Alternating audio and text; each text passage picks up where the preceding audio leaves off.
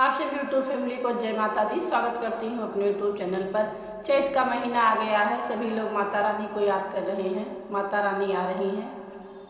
बहुत ही सुंदर सा देवी पचरा लेकर के आई हूँ आप लोगों के बीच में। गीत को पूरा सुनना और कैसा लगा कमेंट करके बताना। हमारे चैनल को भी अपना प्यारा आशीर्वाद देना। जय माता दी।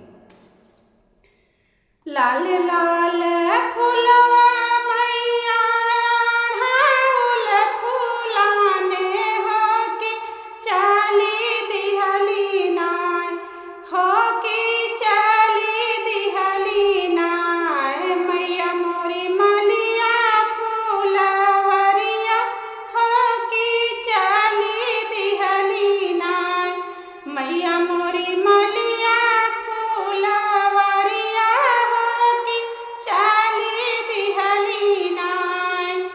लाल लाल फुलवा मैया ढाउल फुलाने हो के चाली दिहली नाय। मैया मोरी मलिया फुलवरिया हो के चाली दिहली नाय। फुलवा लोढ़त माई के टिकुली है रैला हो की मलिया बगिया नाय, हो की मलिया बगिया नाय। मैया खोजे चारी ओरिया हो की मलिया बगिया नाय। मैया ढूंढे चारी ओरिया हो की मलिया बगिया नाय।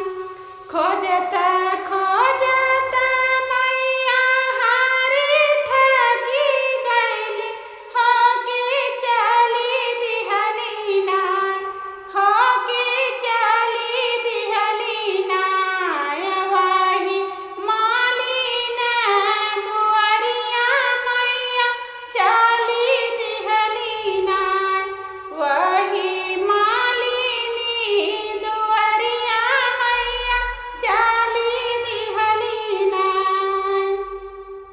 हंसत भी हंसत पूछे लागी हो मालिनिया कि काहे मैया नाय, हो कि काहे मैया नाय। तुहर मानवा मलिन हो कि काहे मैया नाय, तुहर मानवा मलिन हो कि काहे मैया नाय।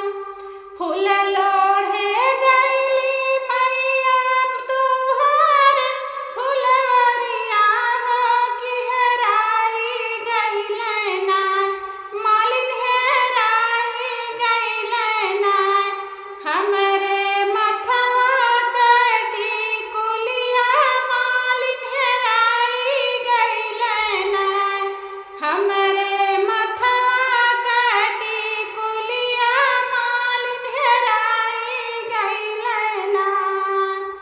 लागे दामोरी मैया बलम कना करिया कि लाई देबै नाय, हो कि लाई देबै नाय।